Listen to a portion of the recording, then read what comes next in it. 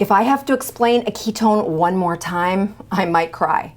I got this letter from a follower that angers me to the core about the medical system.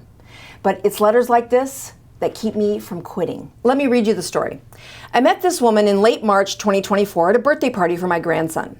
She told me that her 5-year-old child was struck with childhood epilepsy immediately following Christmas break of 2023. He was admitted to Children's Hospital in Boston, which has a stellar reputation. He was having 100 seizures a day. This is not an exaggeration.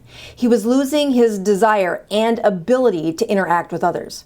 His body was becoming flaccid. He was becoming less and less himself, and he could not remember even the names of his siblings. Walking was even becoming difficult. Children's Hospital put him on a medication, and after about a week in the hospital, they still were not stopping these seizures.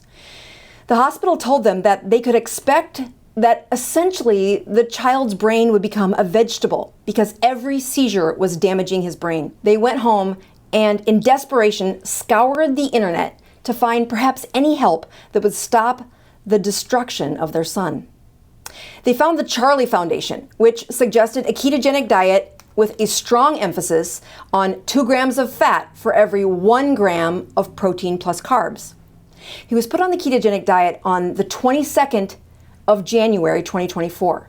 His last seizure was on the 23rd of January 2024. As I mentioned, I met this kid in late March, and he had not had a seizure since that day.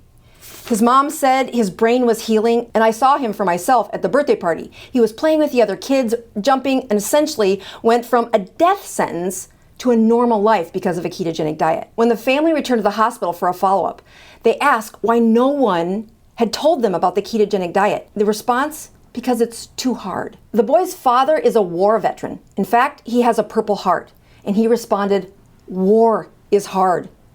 Having your child deteriorate in front of your eyes, yeah, that's hard. Changing the family's diet, not hard." This boy's story inspired and angered me.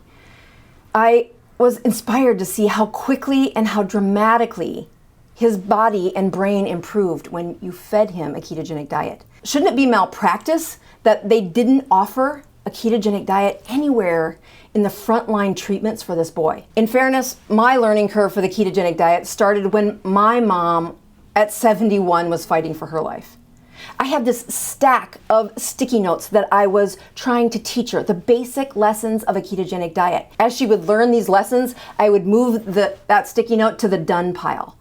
Because the ketogenic diet wasn't hard, but it was a sequence of lessons that once you understood, you could do for a lifetime. Those sticky notes later became YouTube videos that I used to teach my patients and people like you.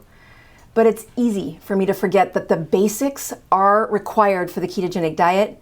And as I continue to say things I've said thousands of times, I'll remember this boy and his mom scouring the internet for an answer. Tell me your story. Leave a comment and say what has inspired you when doing the ketogenic diet.